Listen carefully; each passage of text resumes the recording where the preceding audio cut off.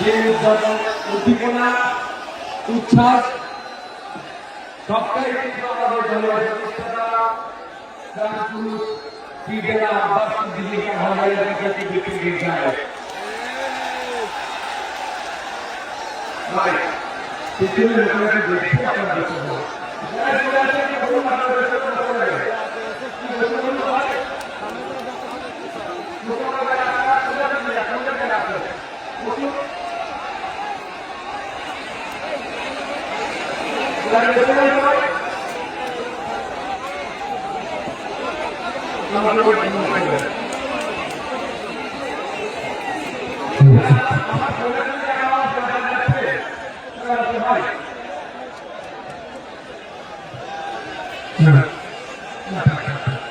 পূরণ হবে, বেকারত্ব দূরে সরানো হবে, যে সমাজ ব্যবস্থায় আইনের বিচার হবে, তামান্নার বিচার হবে, বৃহত্তম বিচার হবে, যে সমাজ ব্যবস্থায় নারীরা তার অধিকার পাবে, যে সমাজ ব্যবস্থায়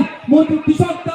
তার উৎপাদিত ফসলের দাম পাবে, যে সমাজ ব্যবস্থায় আমি আপনি মেহনত করছি, আমার আপনার শ্রমের মূল্যায়ন হচ্ছে না, এই শ্রমের মূল্যায়ন হবে, মিনিমাম ওয়েজেসটা আমরা বাড়াবার ব্যবস্থা করব। যে সমাজ ব্যবস্থায় নারীদের হাতে শুধু ১,১২০০ টাকা তুলে দেওয়া নয়, নারীদেরকে ক্ষমতায়ন করতে গেলে আমরা মনে করি কম করে ৫,০০০ টাকার ব্যবস্থা করতে হবে, সেই সমাজ ব্যবস্থা আমরা নিয়ে আসবো। তবে ৫,০০০ টাকা দেওয়ার সাথে সাথে রাজ্য কিছু কাজ বুঝে নেবে, এই সুস্থ সমাজ ব্যবস্থা আনবো, যেখানে বর্ণগত,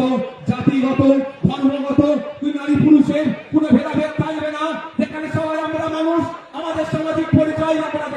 সেটা নিয়ে মাথা তুলে বেঁচে থাকবো, সেই সমাজ ব্যবস্থা নিয়ে আসবো। বাংলার মানুষ যদি 2026 বিধানসভা নির্বাচনে আমাদেরকে সুযোগ দেয়, তবে আপনাদের উপস্থিতি প্রমাণ করে দিচ্ছে যে বাংলার গলিতে গলিতে ইন্ডিয়ান সেকুলার ফ্রন্টের যে জয়গান হবে, সেটা আপনাদের উপস্থিতি আছে কিন্তু প্রমাণ করে দিচ্ছে। আপনারা মাঠে যারা আছেন, আপনারা হয়তো বাইরে যাচ্ছিলেন, জানতে পারছেন না, আমি তো একটার পরে এখানে এসেছি, আমি বাইরের অবস্থাটা একটু ঘুরে ঘুরে দেখছিলাম। আপনারা এখানে যেরকম মানুষ আছে, এর কয়েক গুণ বেশি মানুষ বাইরে শুধু ঘুরছে, তাই দেখাচ্ছে না বলে। আপনাদের ঘোষণা অনুযায়ী আমি গত বছর ঘোষণা দিয়েছিলাম, আমরা বলেছিলাম আমরা চেষ্টা করবো কলকাতায় ব্রিগেডে তোলা, কিন্তু আমরা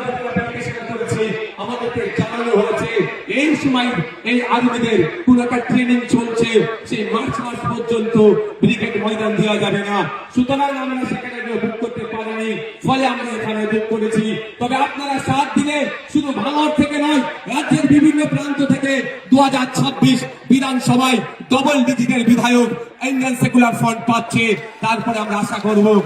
এবং আর্মিদের ট্রেনিং কখন আছে সেটাও প্রয়োজনে দেখে নেব, তার ট্রেনিং এর ফাঁকে বা ট্রেনিং এর পরে আপনাদের সাথ নিয়ে আবার আপনাদেরকে নিয়ে কলকাতায় আমরা ব্রিগেড ময়দান বানাবো অধিকারের জন্য।